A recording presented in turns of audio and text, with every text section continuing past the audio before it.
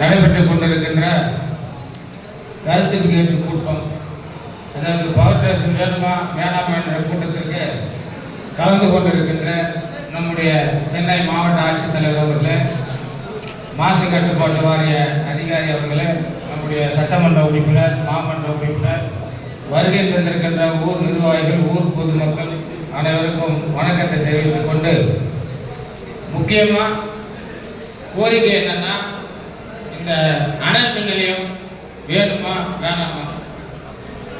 இப்ப இருக்கிற நாட்டினுடைய நிலவரம், நாட்டு மக்களுடைய தொகை, நிறைய பேர் கருத்து சொன்னாங்க தலைவர்கள்லாம் வந்து, அதாவது சூரிய மின்சக்தி இருக்கு, இதெல்லாம் வச்சு நம்ம பண்ணலாம், கண்டிப்பா பண்ணலாம். எப்ப பண்ண முடியாதெல்லாம் ஒன்றிய அரசாங்கம் இப்போது கொடுக்குறாங்க, மானியம் தரேன், நீங்க சூரிய வெளிச்சத்தில் மின்சாரத்தை நீங்கள் உபயோகப்படுத்திக்கலாம் ஒவ்வொரு வீட்டுக்குன்னு சொல்றாங்க ஒன்றிய அரசாங்கம். மானியம் எவ்வளவு தராங்க?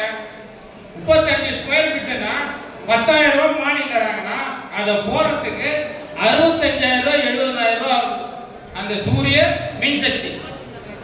இப்ப நம்ம சென்னையில பாத்தீங்கன்னா, அது வட சென்னையில திருவொற்றியூர்ல இருக்கிற பாதி வந்து எண்ணூர் பகுதி மீனவர் கிராமம், இயற்கை ஒட்டி வாழ்கின்ற மீனவர் கிராமம். இந்த மீனவர் கிராமத்தில் இருக்கிறவங்க கடலுக்கு போய் வலைக்கு போயிட்டு வந்து அந்த மீன் எடுத்து வந்து மார்க்கெட்ல வித்துட்டு உடனே சோறு சாப்பிட முடியும், பிள்ளைய படிக்க வைக்க முடியும். இப்படி இருக்கிற சூழ்நிலையில சூரிய மின்சக்திய அவங்க வீட்டிலே இப்ப போட முடியுமா? பெரிய பெரிய தலைவர்கள் வந்து பேசுறாங்க, இப்படி கையாட்டி பேசுறாங்க, அப்படி கையாட்டி பேசுறாங்க. ஆனா இப்ப இருக்கிற ஏழை எளிய மக்கள் வாழ்கின்ற இந்த திருவொற்றியூர் பகுதி, எண்ணூர் பகுதியில இதனால முடியுமா? இன்னைக்கு திருவொற்றியூர்ல வட சென்னை இது ஒரு காலத்துல வட சென்னை இல்ல, திருவள்ளூர் மாவட்டமா இருந்தது திருவொற்றியூர். 2011 திராவிட முன்னேற்ற கழக ஆட்சியில முத்தமிழ் கலைஞரா இருக்கின்ற போதுதான் சென்னை மாநகராட்சியோடு இணைக்கப்பட்டு சென்னை மாவட்ட ஆட்சித்தலைவருடைய கண்ட்ரோல் இப்ப திருவொற்றியூர் வருது. இன்னைக்கு பாத்தீங்கன்னா திருவொற்றியூர்ல, எண்ணூர்ல எத்தனை தொழிற்சாலைங்க எப்பப்ப வந்தது யாருன்னு தெரியுமா? 1968 69 பேரறிஞர் அண்ணா முதலமைச்சராக இருக்கும் போதுதான் எண்ணூர் அனல் நிலையம் அடிக்கல் நாட்டப்பட்டது. 1971 கலைஞரால் தான் உருவாக்கப்பட்டது. அதுக்கப்புறம் 1989 மீண்டும் திராவிட முன்னேற்ற கழக ஆட்சி பொறுப்பேற்ற போது முத்தமிழர் தலைவர் கலைஞர் முதல்வர் பிஜேபி சந்தோஷ் 250 ஏக்கர் தனியார் ஒரு நிறுவனம் 250 ஏக்கரை மடக்கி வச்சிருந்தாங்க. சந்தோஷ் நிறுவனத்தில் பிஜேபி சந்தோஷ் நிறுவனத்தில் பேசி இன்னைக்கு 800 அனல் நிலையம் அத்திப்பட்ட அனல் நிலையத்தை உருவாக்கியது திராவிட முன்னேற்ற கழக அரசாங்கம், முத்தமிழர் கலைஞர்.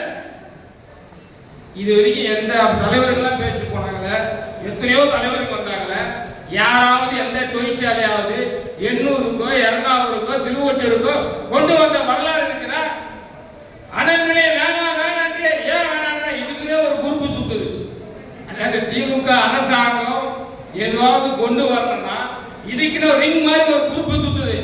ஒரு தனிப்பட்ட ஒரு நிறுவனத்தை சேர்ந்தவர், நான் ஒரு பேரை சொல்ல முடியல, 10,000 நோட்டீஸ எர்ணாகுளம்ல 800 நகர கருத்து கேட்பு கூட்டத்துக்கு தமிழ்நாடு ஃபுல்லா 10,000 நோட்டீஸ போயிட்டு விநியோகம் பண்றாங்க. ஏன் அவருக்கு அக்கறை? இந்த திட்டம் வரக்கூடாது. இது அதானி கொண்டு வர திட்டமா இல்ல அதானி வித்துட்டுமா? இந்த திட்டத்தை ஏன் மக்களுக்கு வருகிற திட்டத்தை ஏன் தடுக்கிறீங்க? நீங்க சொல்றதெல்லாம் கரெக்ட் தான், சோலார் கொடுக்கலாம், மின் விசிறி கரண்ட் கொண்டு வரலாம், இதெல்லாம் கொண்டு வரலாம், படிப்படியாக கொண்டு வர முடியும். இது உருவாக்கிட்டு அதை படிப்படியாக கொண்டு வர முடியும் தமிழ்நாடு அரசாங்கத்தால. நான் சொன்ன மாதிரி முதல் மாதிரி ஒன்றிய அரசாங்கம் 30 ஸ்கொயர் ஃபீட்டுக்கு 70,000 ரூபாய் 15,000 ரூபாய் மானியம் கொடுக்குது. மற்ற பணத்தை எப்படி போவோம்? கூலி வேலை செய்யற தொழிலாளி. அதனால இந்த மின் திட்டத்தை இந்த 800 பகுதியில் கொண்டு வரும். இங்க இருக்கிற மக்கள் வேணான்றாங்களா? இங்க இருக்கிற எங்களுடைய மண்ணின் மைந்தர்கள் வேணான்றாங்களா? வேணான்னு சொல்லல. அவங்க கேட்கிற கோரிக்கை என்ன? எங்களுக்கு வேலை வாய்ப்பு கொடுங்க. 89 மின்சாரத்தை கொண்டு வந்த மாட்டோம், அப்பவே அறிவிப்பு போட்டது. ஒரு சட்டமன்ற உறுப்பினர் சொன்னார், எங்க ஆட்சி வந்த பிறகு நாங்க 750 பேர் 500 பேருக்கு வேலை கொடுத்தோம். அது கிடையாது. இந்த இடத்தை எடுக்கின்ற போது நெட்டுக்குப்பம், தாயக்குப்பம், காட்டுக்குப்பம் அத்தனை மீனவர் கிராமத்தில் அன்னைக்கு நகராட்சி மன்ற தலைவராக பேசி 750 பேர் இல்ல 1200 மக்களுக்கு வேலை வாய்ப்பு கொடுக்கணும் அக்ரிமெண்ட் போட்டோம். அதுல 600 பேருக்கு தான் வேலை கொடுத்தாங்க, மற்ற வேலையெல்லாம் வித்துட்டாங்க. எல்லாமே எங்களுக்கு தெரியும்.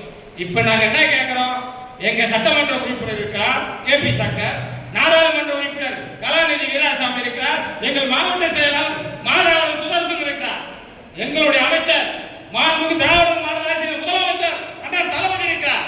வேலை வாய்ப்பு இல்ல ஒருத்தர் கேட்கிறார், வேலை கொடுத்துட்டா உயிரோடு இருந்துருவியா?